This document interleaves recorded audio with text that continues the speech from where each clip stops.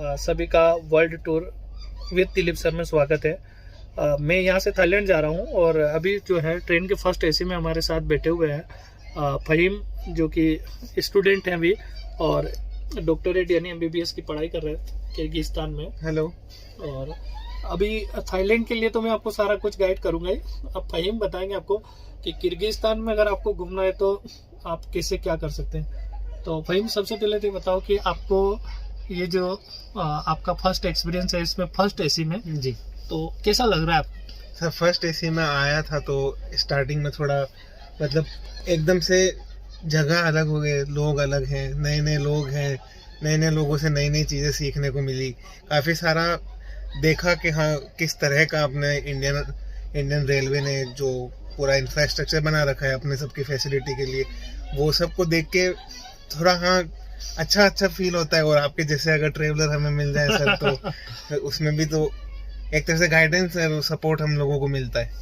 और रही बात किर्गिस्तान की, जैसा आप बता रहे हैं, तो किर्गिस्तान में बिश्केक जो है सिटी, तो बिश्केक सिटी में वहाँ पे किर्गिस्तान की कैपिटल है बिश्केक, और बिश्केक में आपको घूमने के लिए काफ़ी सारी चीज़ें मिलेगी। जैसे वहाँ का सबसे फेमस स्पॉट है इसिकुल लेक, और वो 600 किलोमीटर के पेरीफेरी में पूरी फैली हुई है।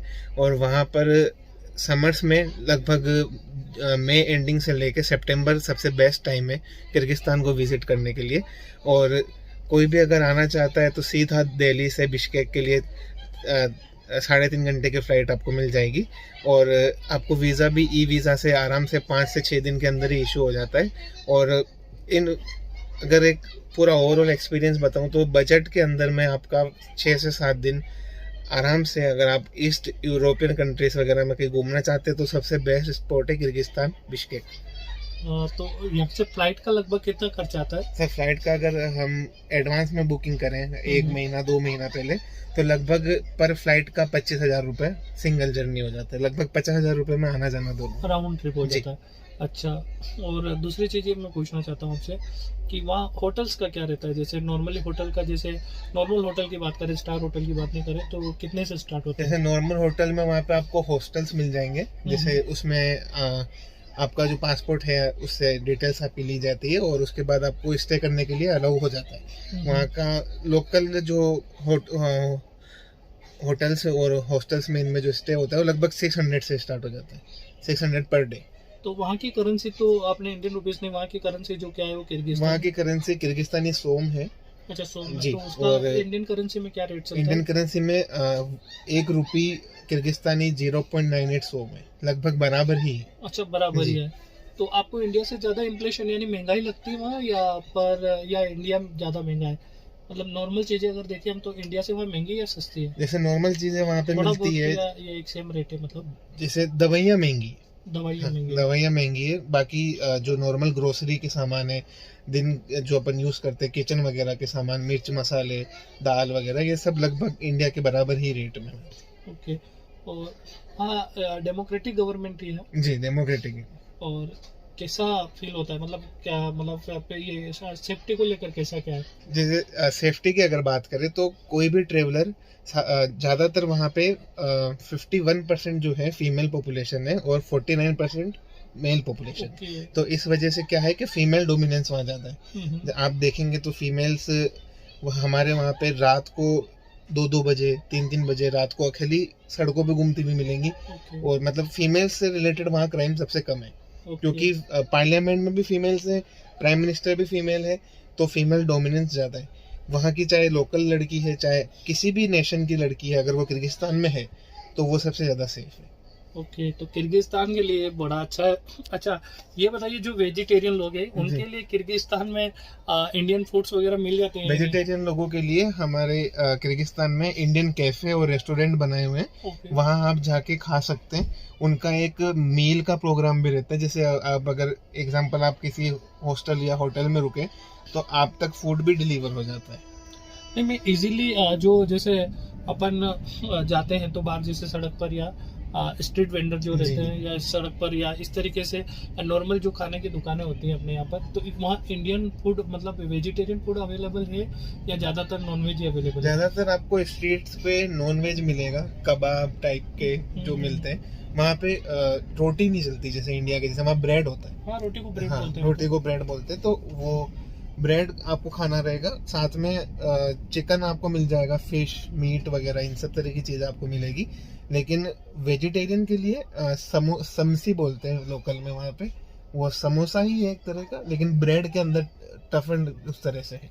नहीं, मतलब जैसे वेज खाना मतलब थोड़ा दिक्कत होता है मिलने में, या पर मिल जाता है? नहीं, मिल जाता है।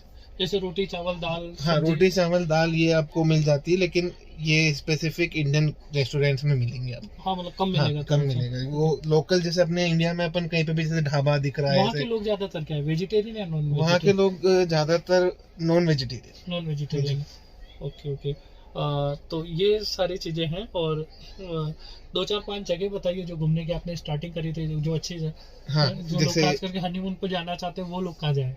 वो इन लोगों को किर्गिस्तान में सबसे पहले आना चाहिए तो अलार्चा आना चाहिए। अलार्चा जो है वहाँ पे बहुत मतलब बड़े बड़े लेवल के माउंटेन्स हैं, स्नो कवर्ड माउंटेन्स हैं। बीच में पूरा एक पास बना हुआ है, दोनों पहाड़ों के बीच में पूरा स्नो कवर्ड रहता है। हनीमून के लिए घूमने के हिसाब से वो सबसे अच्छी जगह है।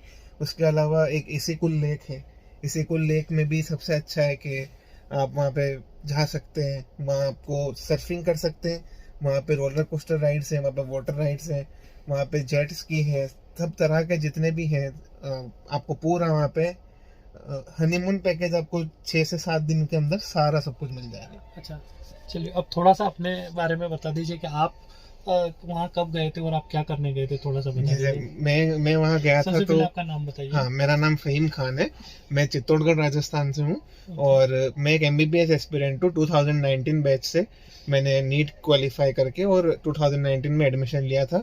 किर्गिस्तान के बिश्केक कैपिटल में हम लोग अभी हैं प्रेजेंटली, और बिश्केक में मेरा कॉलेज का नाम है KSMA college, Kyrgyz state medical academy. अभी मेरा 4th year 7th semester start हो चुका है और 2 साल हो रहे हैं MBBS की डिग्री होने में।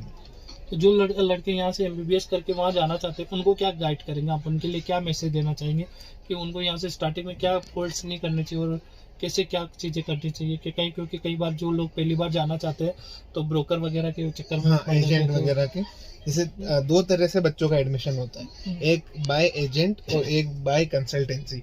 अब जैसे अगर मैं मेरे बारे में बात करूँ तो मैं शिवम एजुकेशन कंसल्टेंसी जोधपुर के साथ में जुड़ा हुआ हूँ। तो वो कंसल्टेंसी है। कंसल्टेंसी और एजेंट में ये डिफरेंस है कि एजेंट के पास 3-4 बच्चे रहते हैं। एजेंट क्या करता है, आपका पासपोर्ट लेगा, आपसे पैसे लेगा, बीच में अपना कमीशन रखेगा, कंसल्टेंसी को दे देगा और कंसल्टेंसी आपका एडमिशन कराती है। और वहाँ पे जो पूरी जिम्मेदारी होती है वो कंसल्टेंसी की होती है। एजेंट आपको सिर्फ दिल्ली एयरपोर्ट तक छोड़ने आएगा, दिल्ली एयरपोर्ट के बाद गायब हो जाएगा। लेकिन जो कंसल्टेंसी है, कंसल्टेंसी आप पूरे 5 साल तक वहाँ रहेंगे। हम लोग, मैं खुद हमारी कंसल्टेंसी का वहाँ पे मेंबर हूँ। हमारे थ्रू जितने भी बच्चे जाते हैं, अभी जूनियर्स हमने लगभग 30 बच्चों का एडमिशन कराया है इस बार। तो वो जो भी बच्चे जा रहे हैं उनका वहाँ पे हॉस्टल, और अगर बच्चे बीमार हो जाए तो हॉस्पिटल, और जो जितनी भी तरह की कोई भी प्रॉब्लम आती है तो हमारी कंसल्टेंसी से हम लोग एज रिप्रेजेंटेटिव वहाँ पर मौजूद है। कंसल्टेंसी इंडिया में भी है और हम एज रिप्रेजेंटेटिव वहाँ पे कंसल्टेंसी के साथ में जुड़े हुए हैं। हम लोग बच्चों के लिए फ्रेशर्स पार्टी ऑर्गेनाइज कराते हैं, वहाँ पे कॉलेज की तरफ से भी हम करवाते हैं। और जो बच्चे वहाँ आना चाहते हैं उनको नीट क्वालिफाई करना सबसे ज़्यादा कंपलसरी है।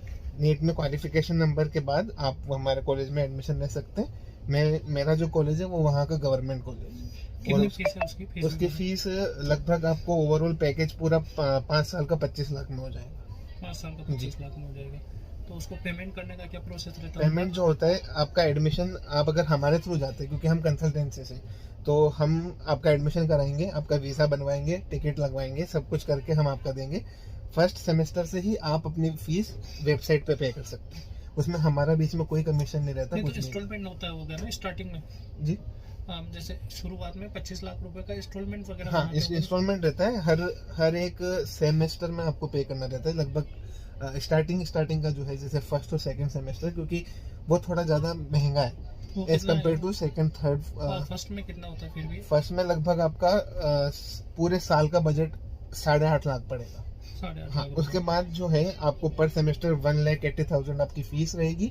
फिर सेकंड ईयर से आप हॉस्टल में रहना चाहे फ्लैट में रहना चाहे, वो आप लिए ऑप्शनल है। Okay okay. तो बहुत अच्छा लगा आपसे मिलकर और अच्छी बातें करी आपने।